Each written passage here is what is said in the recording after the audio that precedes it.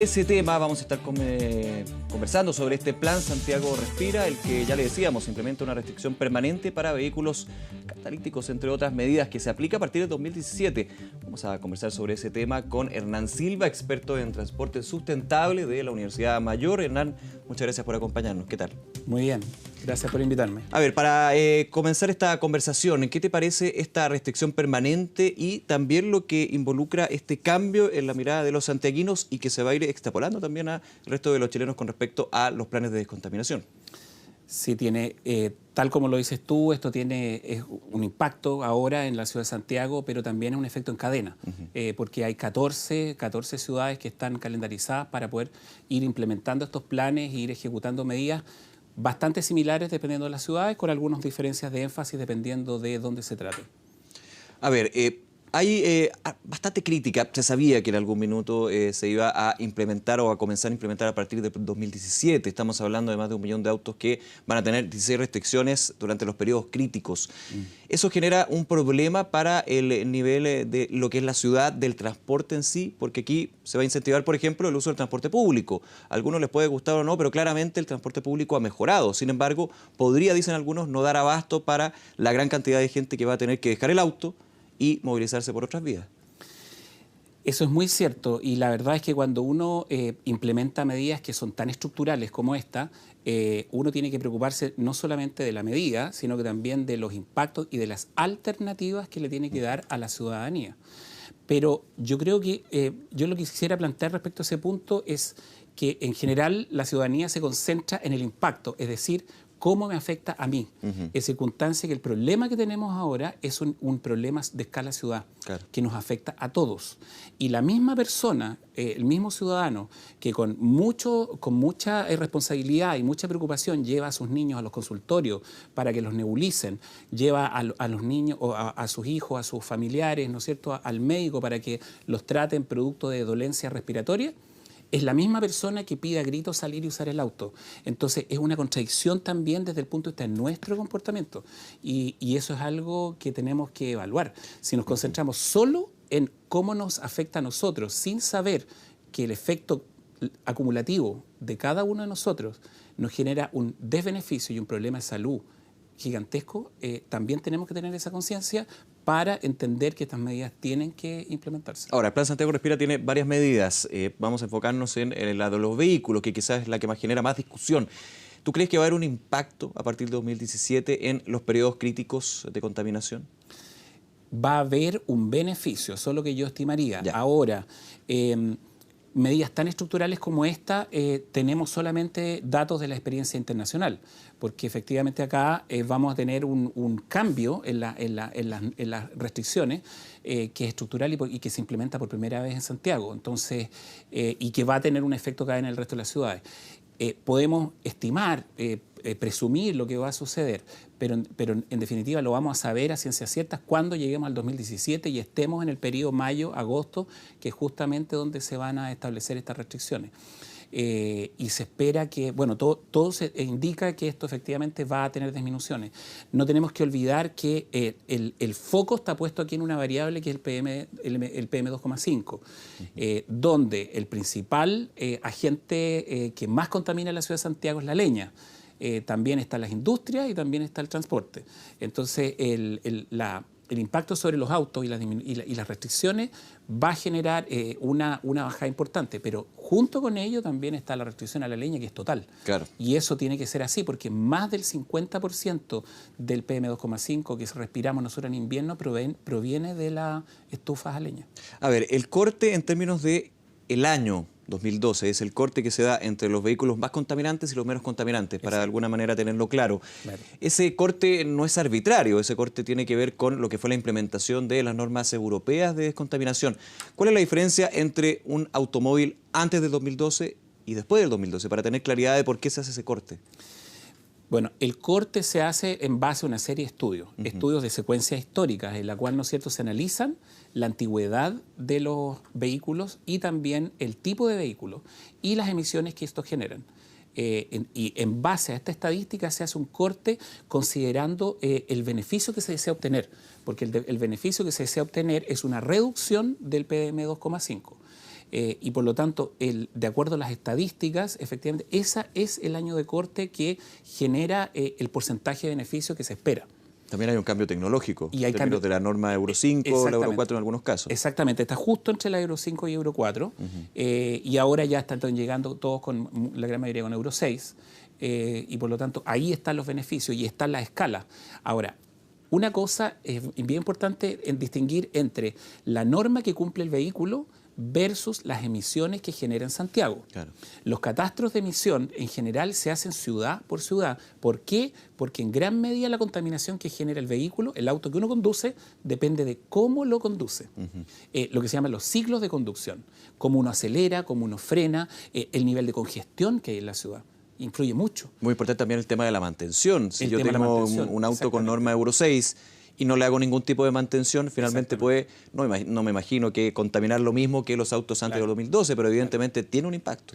Tiene un impacto muy fuerte. Y ojo que los países desarrollados hoy día tienen normas mucho más estrictas y no están apostando por Euro 6, están apostando por eléctrico. Por lo mismo que un cambio completo, digamos. Por lo mismo que dices tú, porque apostar por Euro 6 es muy frágil y esa es una fragilidad que tiene este plan. Apostar por Euro 6 significa que tú estás comprando la tecnología de punta, pero estás suponiendo que las mantenciones y las conducciones van a ser adecuadas. Y eso no es así. Miremos que Transantiago, por ejemplo, tiene buses Euro 5. Fueron comprados Euro 5, pero anda a verlos tú a la calle. Y se comportan como un Euro 2. Entonces, y por eso mismo los países desarrollados ya están generando, trabajando para que un gran porcentaje del parque vehicular que tenga en la ciudad, tanto privado como público, sea eléctrico, o al menos híbrido, porque ahí te asegura que son cero emisiones. Es súper interesante ese punto, Hernán, porque finalmente uno podría decir la medida de este plan de descontaminación es necesaria, claramente. Tú lo decías al comienzo, cuando el papá lleva a sus hijos al consultorio, evidentemente se nota que Santiago ya está saturado de contaminación. Pero podemos estar un poquito atrasados, o sea, pensando solamente en las normas de los automóviles, cuando tiene que haber un recambio del parque automotor, algo que yo vengo escuchando desde hace mucho tiempo. De hecho, gran parte de los automóviles que actualmente circulan en Santiago son viejos, tienen ya problemas de gases y muchas veces no pasa la revisión técnica en este punto. Sí. Bueno, hay que destacar este hito. Yo creo que lo que ha hecho el Estado de Chile en este minuto es un gran logro, es un gran avance. Muchas críticas dicen que es tardía, pero bueno, es mejor tenerla a no tenerla. Es un gran paso. Lo que pasa es que yo creo que en el último tiempo se han concentrado la gente que sabe del tema, ha estado la información y también ha estado la voluntad política. Claro. O sea, se han conjugado las mejores componentes para lograr hacer esto. También hay un punto importante, tuvo que ser declarado zona saturada Santiago para llegar a este tipo de medidas. Si no se hubiera dado esta declaración, evidentemente uno pensaría que imposible poder restringir una restricción permanente a los vehículos. Y previo a eso hubo que legislar para poder declarar zonas saturadas por 2,5, porque antes era solamente el PM10 y el 2,5 es lejos el más dañino. Claro. Ahí hay, tú apuntabas a un cambio con respecto a lo que está sucediendo a nivel internacional. Se hablan de los autos eléctricos, híbridos. ¿Cuán lejano estamos de eso? Porque hay algunas experiencias, pero en algunas comunas del país, y generalmente son en comunas de mayores ingresos. Eso no se puede ver en la totalidad de Santiago y, me extrapolo más allá, la totalidad de Chile. Es más complicado, hay más costo ahí. Sí, bueno, Chile, la verdad es que yo diría que a nivel latinoamericano está bastante avanzado. Tenemos experiencias pilotos muy interesantes. En la comuna de Santiago se está haciendo un plan muy interesante de la zona verde, Santiago Zona Verde, en la cual se está trabajando un área que sea cero emisión. Y ahí se está experimentando con taxis eléctricos, hay un recorrido de un bus eléctrico y por lo tanto hay experiencia en términos de cómo pilotear estos sistemas y cómo, de alguna manera, conocer cómo son los periodos operacionales de estos servicios. Pero lo que está pasando a nivel mundial es que todos estos procesos se están acelerando cada vez más. Y Chile es muy esponja de las buenas prácticas internacionales, mucho más que otros países latinoamericanos. Entonces si bien Chile podrá estar un poquito atrasado respecto a los países desarrollados, tiene la ventaja de que está muy preparado para absorber la experiencia positiva que se está generando en muchos otros países. Por ejemplo, la gran mayoría de las capitales europeas hoy día ya están generando una buena cantidad de ofertas de servicios eléctricos, tanto servicios públicos, así como las bicicletas públicas. Tú puedes sacar un auto eléctrico con tu tarjeta de crédito, y también fomentando el uso de este tipo de vehículos. Bueno, y este plan también contempla la generación de subsidios para acelerar, ¿no es cierto?, ese tipo de recambio. Claro, aquí tiene que haber una política pública de incentivo finalmente para un recambio del parque automotor que uno pensaría que es fácil, pero es bien complejo. De hecho, no se ha podido lograr justamente por eso. Pero yo creo que hoy día están todos los ingredientes para avanzar. Tal como decías tú, se legisló para el 2,5, se declaró zona saturada. Recordemos que Santiago, la región metropolitana, está declarada saturada para el PM10 y para el 2,5. Y por lo tanto estamos en una situación de extrema saturación. Eso es muy importante que lo entienda la ciudadanía. Esto no es un juego. Aquí nos estamos jugando la salud de nosotros mismos, de nuestros hijos y de las futuras generaciones. Y por lo tanto, las personas tienen que ponerse la mano al corazón y ceder y entender que aquí hay que generar cambios de comportamiento importantes. ¿Cómo este plan puede también ser una línea para ser seguida a nivel regional en el resto del país? Por ejemplo, en lugares como Temuco, donde también se está sufriendo bastante con el tema de la contaminación, para qué decir más al sur, Claro, con respecto al uso de la leña, que eso ya es un tema más complejo, no solamente el punto de vista de los vehículos y las industrias, sino que lo que es la calefacción. Bueno, los planes de descontaminación siempre son planes integrales. Son varias variables que están arriba de la mesa y son varias acciones que uno tiene que tomar. Por lo tanto, si bien hay una más importante que otra, siempre hay que verlas en su conjunto. Ahora, el sur de Chile tiene problemas graves. Temuco y Coyhaique aparecen como encabezando la lista de las ciudades más contaminadas de Latinoamérica. Así es.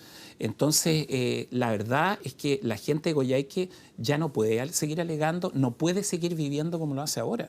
Tienen que ser cambios muy estructurales porque el nivel de contaminación de estas ciudades es muy grave. Y bueno, Temuco y Coyhaique son emblemáticas, pero todo el sur, partiendo desde la región metropolitana hacia el sur, todas las ciudades tienen problemas graves de contaminación. Y eso genera costos siderales para la sociedad. Eso es un tema súper importante. Es bien interesante ver que los beneficios en materia económica son 10, 50 y hasta 100 veces lo que va a costar implementar estos planes. Claro, y son beneficios que se ven a largo plazo, no en el minuto inmediato, digamos. Exactamente. La gente todo lo evalúa por el impacto que tiene de manera indirecta en su bolsillo, claro. pero lo que esto va a traer es una mejor calidad de vida, una mayor cantidad de esperanza de vida también en las personas. Volviendo a Santiago para ir finalizando, Hernán, ¿tú ves lo que hemos comentado, en la mirada de los santiaguinos, una predisposición a adoptar este sistema, a este modelo? Bueno, este plan va a ser obligatorio, evidentemente, pero va a tener que ir de a poco, con fiscalizaciones que van a ir mejorando, me imagino, pero principalmente tiene que ir también de parte del compromiso de los que habitan esta ciudad. Sí, yo creo que es un trabajo que hay que hacerlo. Uno percibe a través de los medios y la opinión de las personas que haya una reacción inicialmente muy negativa. Y ahí yo creo que el Estado de Chile está un poquito al debe, porque si tuviéramos un transporte público de calidad, no tendríamos esta animadversión tan grande al impacto que tiene dejar un poquito el auto, porque estaría una alternativa, digamos, muy interesante. Por lo tanto, junto con este plan también hay que lograr generar mejoras importantes en el transporte público. Y no olvidemos los otros modos. Hay un dato súper importante, más del 50% de los viajes en auto tiene una longitud que no es más allá de 5 kilómetros. Y esa distancia uno puede cambiarla, algunos de ellos caminando, algunos de ellos en transporte público y algunos de ellos, ¿por qué no en bicicleta? Está la experiencia de las bicicletas ya a nivel de comuna. Exactamente, hoy día tenemos un sistema de bicicletas públicas, tenemos cada vez más ciclovías. Este plan también va a financiar un montón de ciclovías. Entonces, si bien uno no puede obligar a todo el mundo a hacer estos cambios tan estructurales, la verdad es que no estamos hablando de un problema tan dramático al verlo así. No estamos hablando de viajes de 10, 15 kilómetros que están cautivos del auto. Estamos hablando de viajes cortos, muchos de ellos que perfectamente se podrían cambiar. Perfecto, Hernán, muchísimas gracias por acompañarnos.